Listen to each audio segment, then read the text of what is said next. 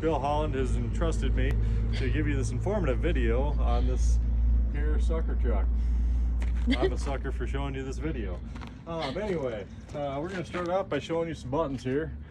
We'll just start off the top here. This engages the vacuum.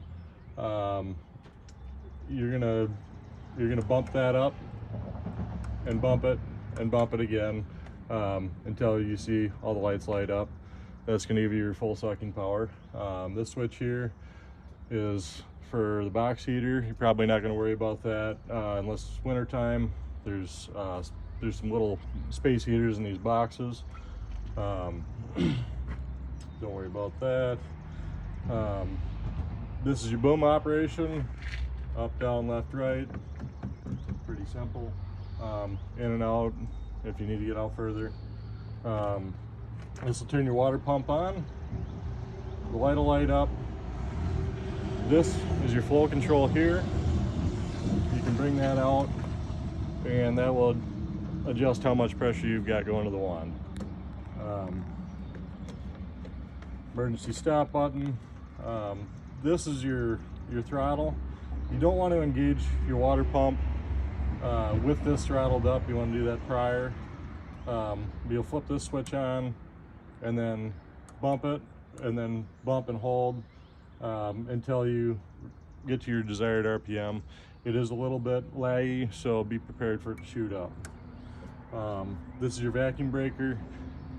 Make sure that you toggle that up when you are trying to vacuum, otherwise you just won't have vacuum and you'll be mad about it. So you pretty much, I mean, when you're starting this up, you pretty much go from the top all the way to the bottom in that order, pretty much? I don't. So I'll fire the truck up and I'll get set up. I'll pull my wand out, get that hooked up. I'll get the boom out to where I want it and everything. And then I'll come over here and we'll start off with the power washer. You're gonna turn your pump on here. There is another switch on the other side that you will have to turn on, otherwise you will not have water flow.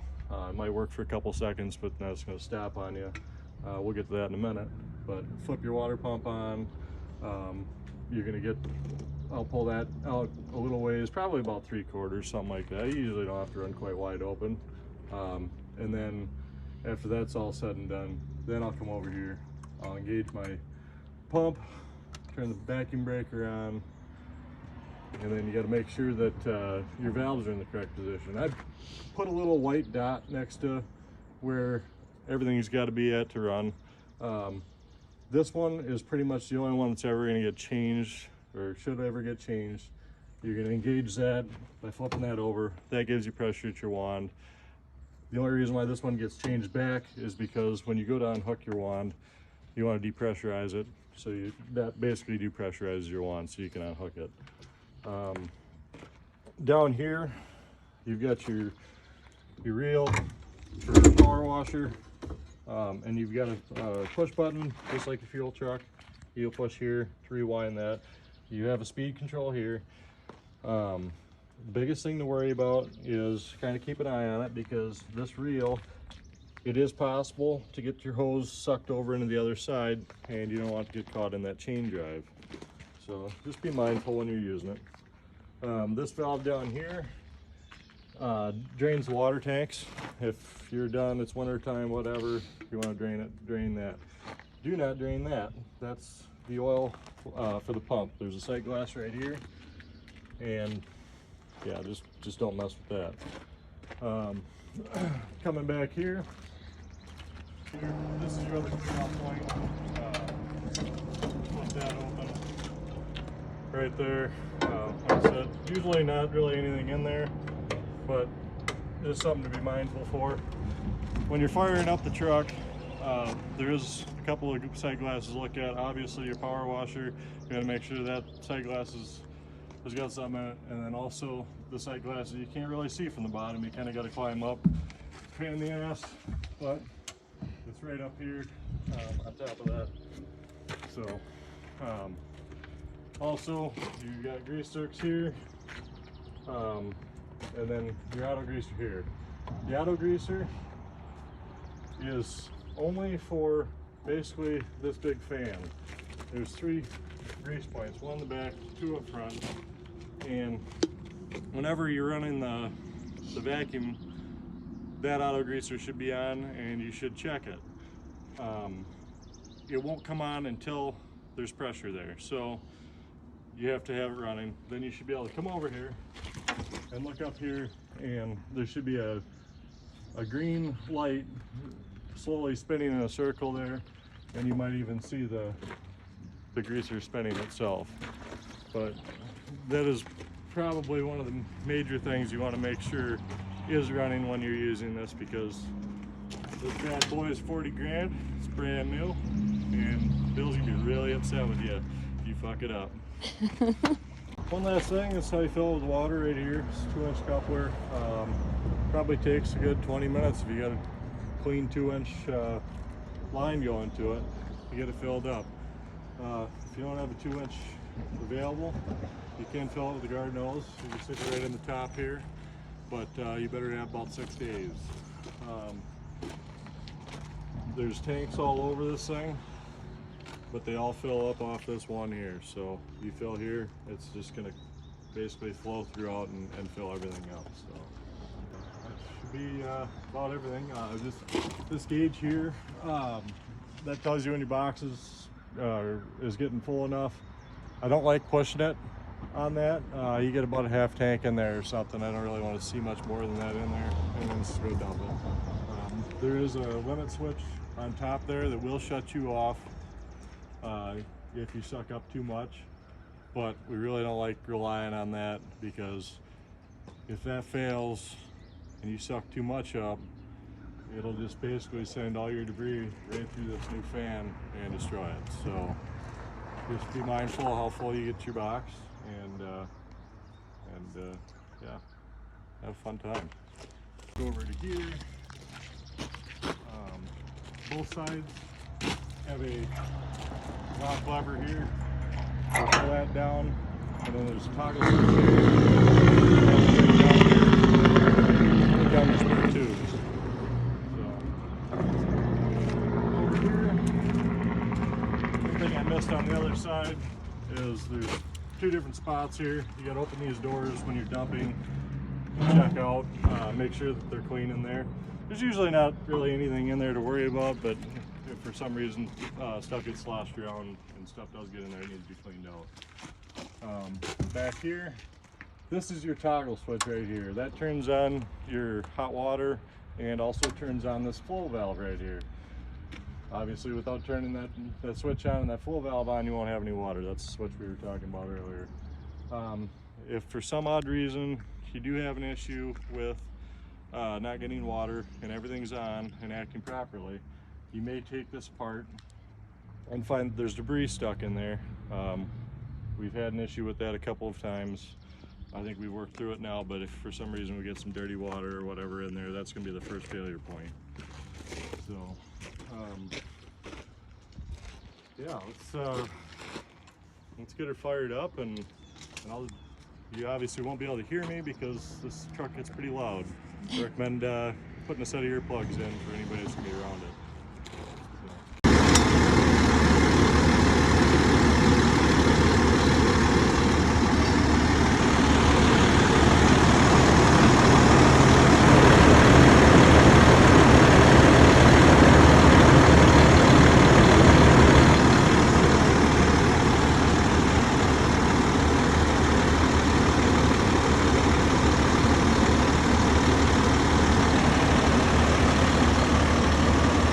Mindful of your boom, because it is possible to contact the cab of the exhaust.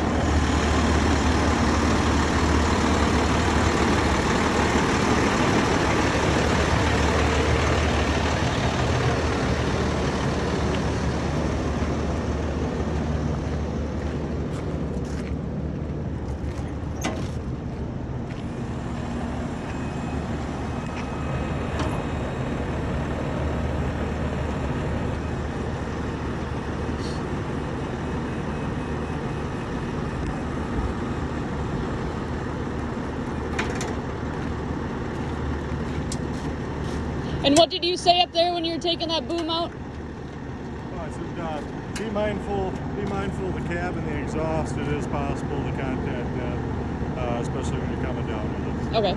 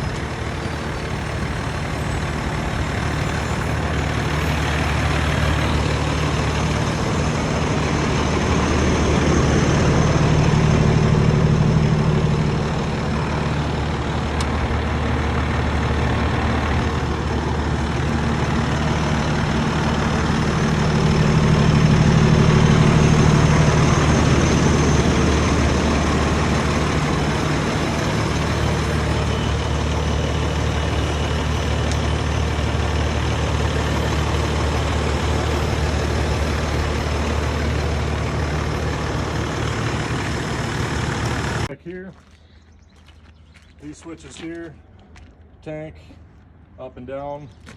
This is your unlock and lock, and this is your vibrator. Before you mess with any of those, your parking brake has to be set on the truck. None of it's going to work. And also, you'll have to come back here.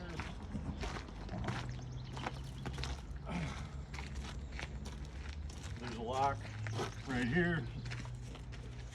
make sure you come back here and spin that down before you go and try to dump the tank. Otherwise, if you go and you unlock it with that switch, these will disengage and you'll go to open that and take a bath. Obviously you don't want to do that. So, alrighty folks, make sure you have the manual lock unlocked on the back before you come up and dump this. We'll start by unlocking this. You can see by that rod right there, whenever that stops, it should be unlocked. Come back here and check. Typically, a bunch of water and slop will slosh out of there and you'll know it's unlocked. Got over and raised up.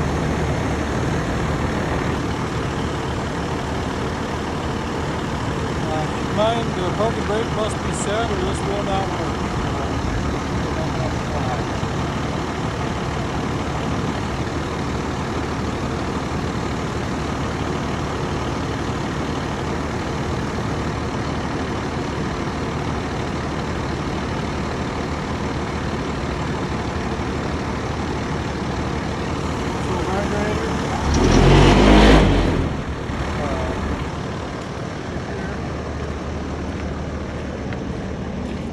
After everything gets kind of cleaned or dumped out of here, use the power washer wand. There's those two filters screens up there. You can kind of hit those and get the rest of the debris out of the box.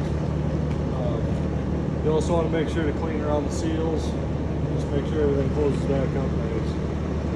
Typically the back end of the truck gets kind of slapped up too, so make sure to keep that clean and it's in good shape.